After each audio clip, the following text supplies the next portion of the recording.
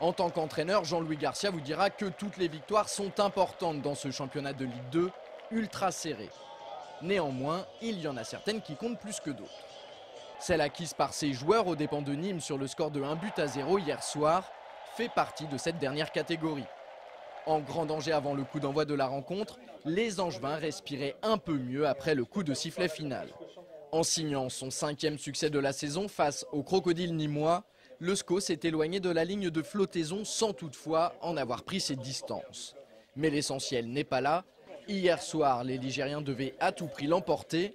Ils s'en sont donné les moyens et c'est bien là l'essentiel. Soulagé si on veut, surtout satisfait parce que je crois qu'on a mérité cette victoire, on a fait ce qu'il fallait pour l'emporter dans des conditions qui étaient encore très difficiles. Mais de quelles conditions parle le technicien angevin?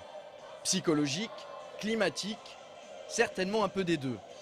Entre l'enjeu presque paralysant de la rencontre et une pelouse certes trempée mais plus proche du champ de patates que d'un terrain de football, l'environnement ne semblait effectivement pas favorable aux Angevins. Mais conscients de l'obligation de prendre les 3 points, les hommes de Jean-Louis Garcia ont d'entrée marqué leur territoire. En première période, ils se sont créés une demi-douzaine d'occasions sans toutefois parvenir à les concrétiser. La plus franche est à mettre au profit d'Anthony Modeste qui, sur ce centre de Serge Desblés, manque l'immanquable. Explication. Le ballon il saute pas, c'est juste que le ballon il est passé entre mes jambes et je pense que j'aurais dû plus mettre mon pied gauche que mon pied droit. J'ai voulu choisir, je pensais que c'était la sécurité et en fait j'aurais dû mettre mon pied gauche et tout. Honnêtement, ça aurait été 2-3 mois en arrière, j'aurais douté. Maintenant je doute pas parce que je pense que les grands joueurs on les voit à travers ces moments comme ça. Pas faux, c'est en général dans la difficulté que l'on reconnaît les grands footballeurs.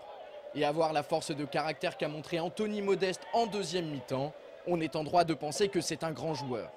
Car après son énorme loupé, l'attaquant prêté par l'OGC Nice a rectifié le tir en inscrivant l'unique but du match sur un caviar signé Serge Desblés.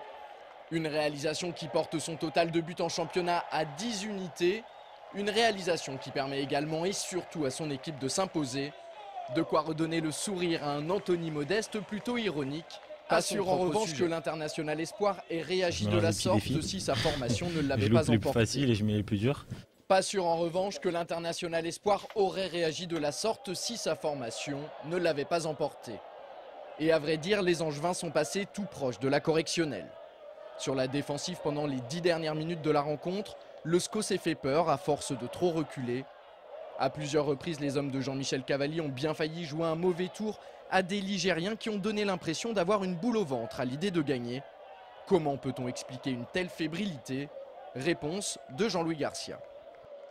La réponse, on l'a tous. Si on est 3e, on gère le match beaucoup mieux que si on est à 16e avant le match. Simplement.